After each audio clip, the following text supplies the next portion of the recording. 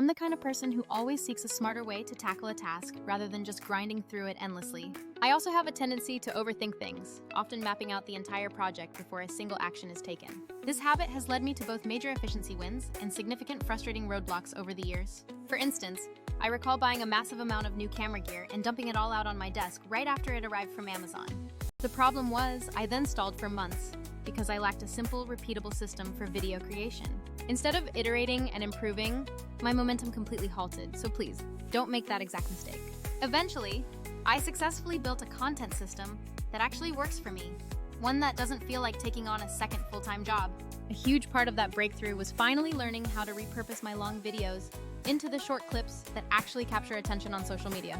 Today, I want to walk you through my current, refined 6-step process for turning just one recorded piece of content into a stack of shorts, reels, and Pinterest pins. I will also be completely honest about the tools I use. Some are fantastic, while others are admittedly a bit clunky.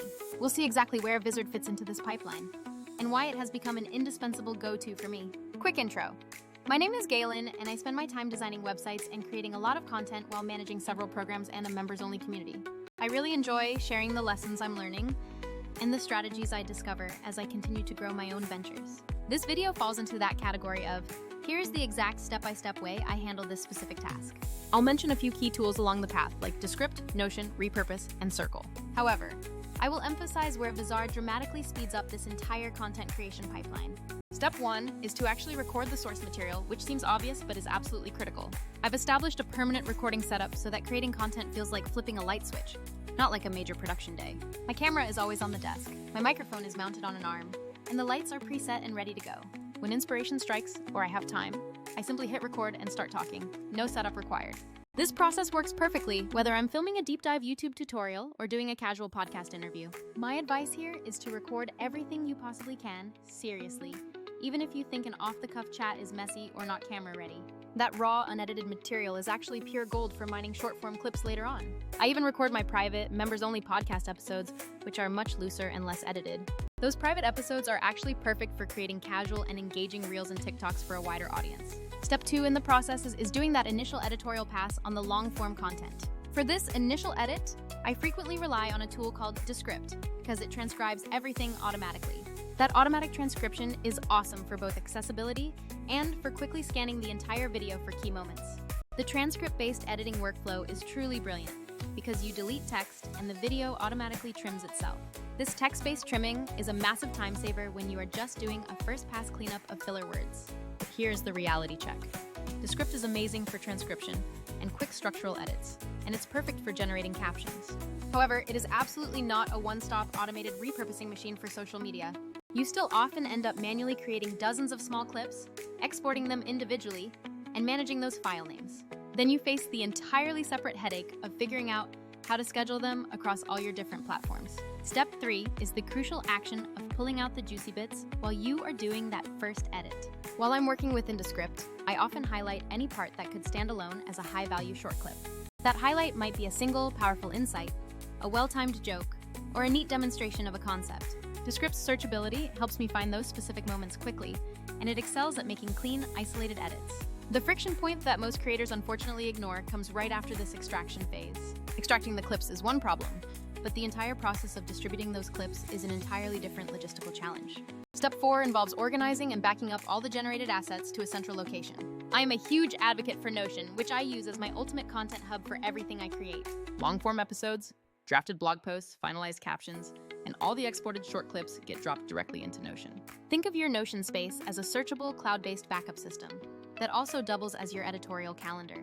The significant downside to this organizational method is that Notion is fundamentally not a social media scheduler. It simply does not have the functionality to push content out to your various social channels for you. Notion is absolutely perfect for backup, team collaboration, and keeping my personal workflow sane. But when it comes to pressing that final publish button across platforms, it still requires manual intervention or connecting other specialized tools. Step 5 is publishing the main long-form piece and selecting a primary short-form platform to start with. I almost always publish the full-length video first, which is usually uploaded to YouTube. For starting the short-form process, I typically default to TikTok because of its flexibility regarding video length. I take a selected clip, copy the caption I previously wrote in Notion, upload it to TikTok, and then I hit publish. But here's where the process gets incredibly tiresome if you don't have a strong helper tool in place. Manually uploading that exact same piece of content to YouTube Shorts, Instagram Reels, and Pinterest starts to become a massive time sink.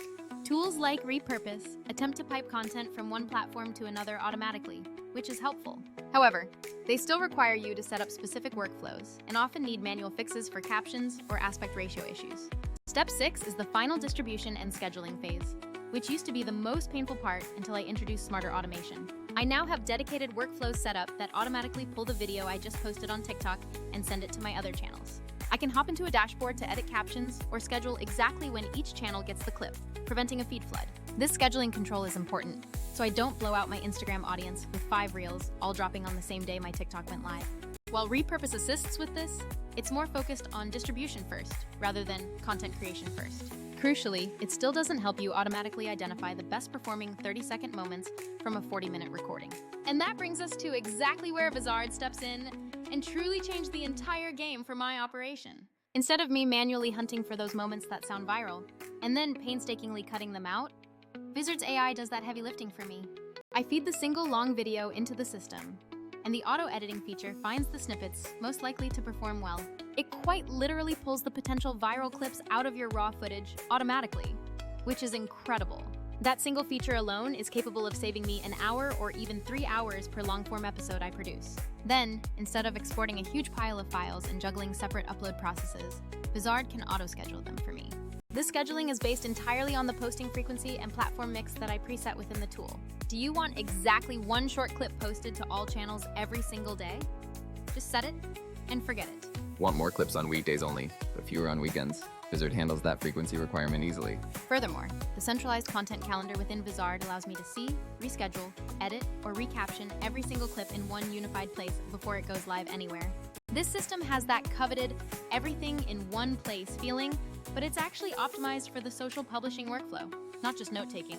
Let me give you a real comparison to the other tools I mentioned earlier. Descript remains unbeatable for its core features of transcription and text-first editing. However, it is not built to automatically identify the most viral clips from long footage, or to push those identified clips to every platform on a perfect schedule. Repurpose is great for the distribution side and connecting platforms, but it expects you to already have the finished clips ready to go. It can also be a bit clunky when you need to quickly adjust captions or fix tricky aspect ratio conversions. Notion is my champion for organizing files and ensuring backup redundancy, but it offers zero functionality as a scheduler or a publisher. Circle is amazing for hosting private communities and delivering structured courses, yet it is entirely unsuited for video editing or social cross-platform publishing. Vizard effectively fills the precise gap that exists between automated clip discovery, editing assistance, scheduling, and calendar management.